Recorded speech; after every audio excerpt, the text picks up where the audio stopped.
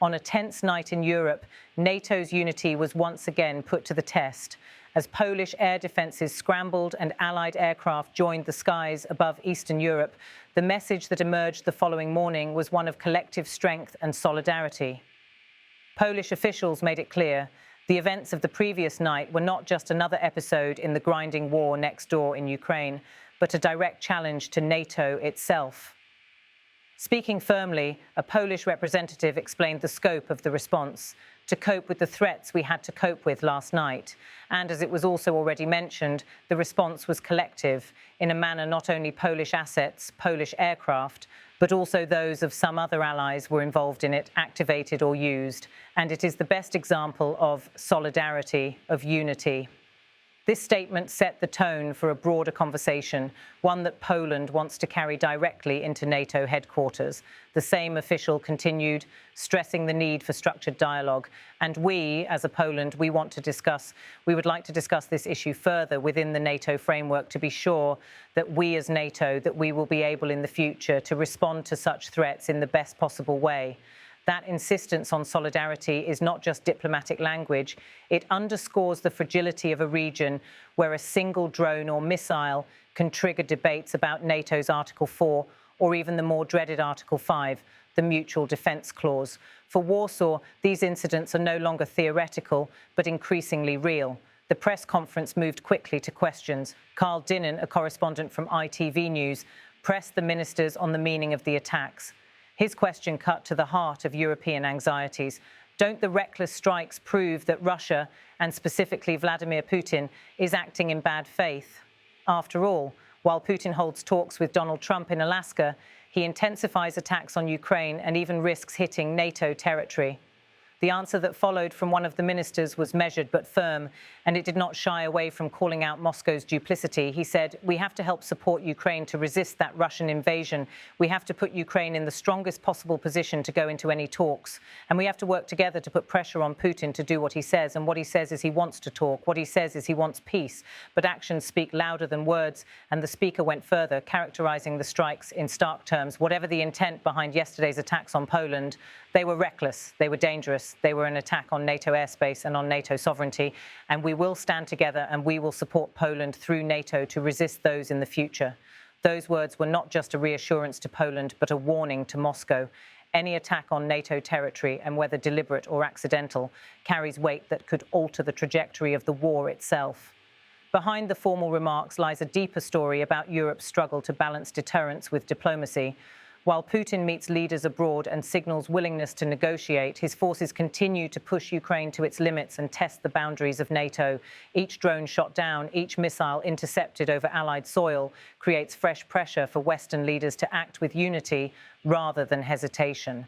For Poland, the memory of history looms large. Few countries in Europe carry such scars from foreign invasions and betrayals.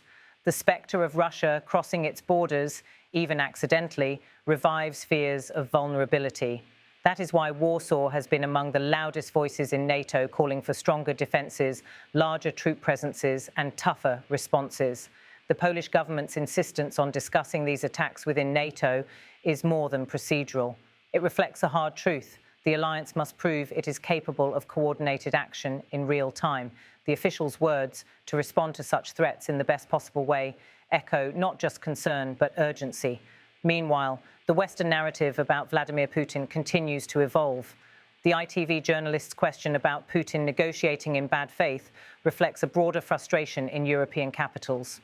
For many leaders, every time Russia signals peace, it also escalates violence on the battlefield. The contradiction fuels suspicion that talks are little more than stalling tactics. This skepticism was evident in the minister's remarks, highlighting that Putin says he wants peace but pursues escalation. The juxtaposition is not lost on Western publics either, who see reports of drone incursions into Poland while images circulate of handshakes in Alaska. The message of bad faith resonates widely. But the key word in NATO's reaction is unity. That term, repeated several times in the Polish official statement, speaks to the alliance's strategy. No member state must face these threats alone. Even if only Poland's skies were directly breached, the involvement of Allied aircraft symbolised collective defence in practice. For NATO, symbolism matters as much as substance. Every joint scramble, every multinational patrol, every public reaffirmation of solidarity sends a signal to Moscow. Any attack on one member is an attack on all. The challenge is ensuring that this symbolism is backed by real readiness and practical coordination. The press conference also carried subtle messages about the limits of diplomacy. The refusal to take further questions from certain officials hinted at the delicacy of the situation. Leaders wanted to project control, but not fuel speculation.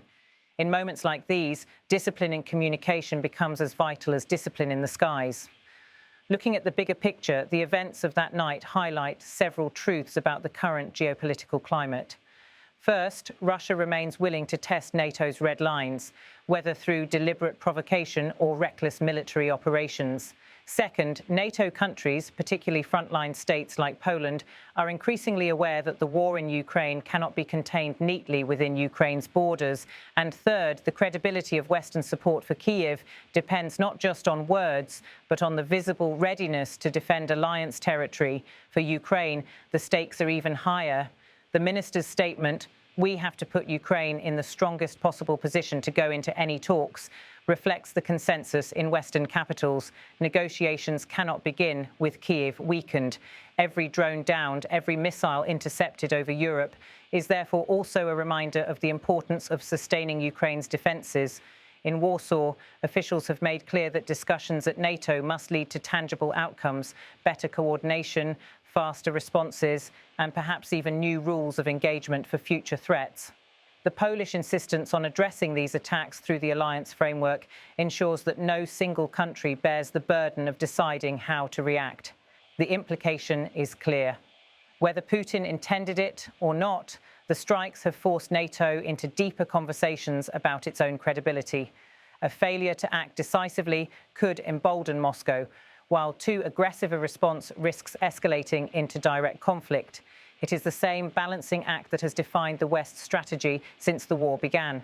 As the press conference wound down, the atmosphere was sober. The Italian journalist waiting for his turn reflected the international breadth of concern. What happens in Poland reverberates in Rome, Berlin, London and Washington. Every European capital understands that NATO's credibility rests on collective defence being more than just a phrase. The night's events, reckless though they may have been, could prove to be a turning point. By forcing NATO to demonstrate unity in practice, they highlight both the dangers and the resilience of the alliance. For ordinary citizens watching from Warsaw, London or beyond, the message that mattered most was the simplest one. NATO is standing together.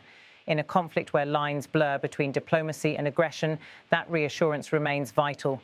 The Polish officials' words ring out as both a warning and a promise. It is the best example of solidarity, of unity, and as another minister made clear in condemning the attacks, whatever the intent behind yesterday's attacks on Poland, they were reckless, they were dangerous, they were an attack on NATO airspace and on NATO sovereignty, and we will stand together and we will support Poland through NATO to resist those in the future. Those statements, firm and unequivocal, will likely be remembered as more than just routine political remarks. They capture a moment when NATO's unity was tested and when Europe once again realised the fragility of its peace depends not only on deterrence but also on trust in each other.